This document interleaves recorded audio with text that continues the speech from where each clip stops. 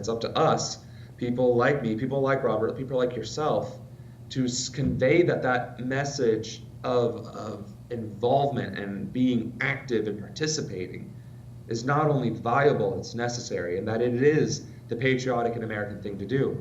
For whatever reason, Republicans and their propaganda machine have a monopoly on patriotism.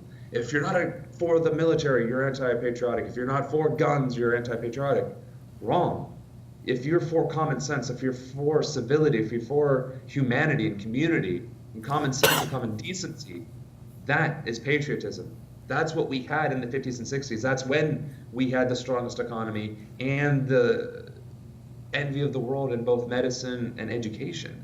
We put a man on the moon during that time, that golden age of America. That's because we believed in people.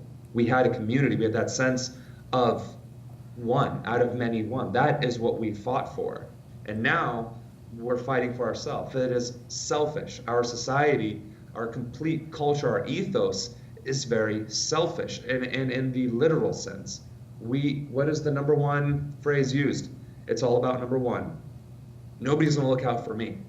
That there's a difference between looking out for somebody else and supporting your neighbor, your countrymen, your friends, and your family.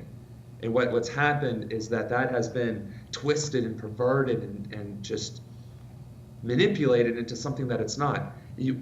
Having compassion is being treated as being a communist in the 1950s, that evil socialism is free handouts. No.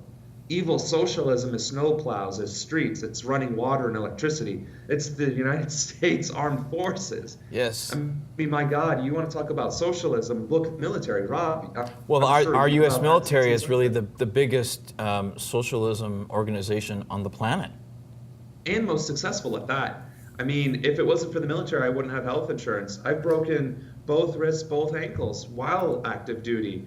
And I didn't have to pay a single penny out of pocket to get fixed up. And I was talking earlier about why can't we get Medicare for all? Even the people in Washington, the very people that are saying to you we can't afford it, actually have some form of Medicare for all, which is probably one of the reasons why Bernie Sanders is a big advocate for it, because he understands that.